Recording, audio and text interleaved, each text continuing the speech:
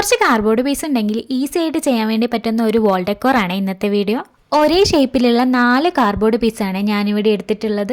ഇനി ഈ എല്ലാ കാർഡ്ബോർഡ് പീസിൻ്റെ മുകളിലായിട്ടും വൈറ്റ് പേപ്പർ ഒട്ടിച്ചു കൊടുക്കണം.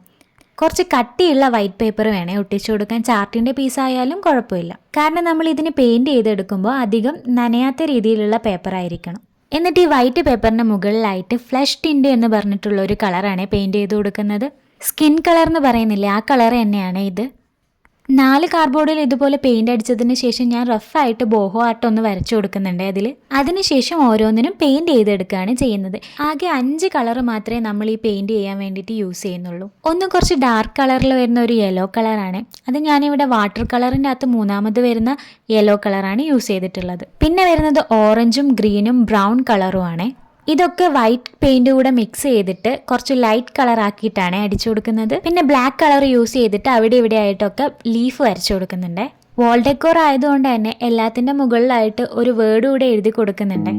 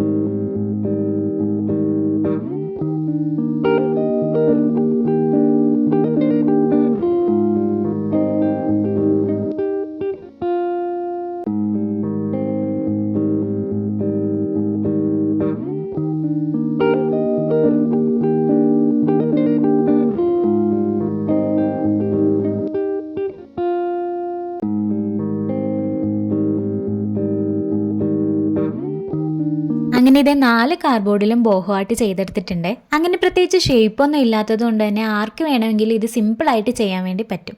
കുറച്ച് എസ്തെറ്റിക് ആയിട്ടൊക്കെ റൂം ഡെക്കറേറ്റ് ചെയ്യുന്ന സമയത്ത് വാൾ ഡെക്കോറായിട്ട് യൂസ് ചെയ്യാൻ വേണ്ടി പറ്റിയ ഒരു ഐറ്റമാണ് ഇത്.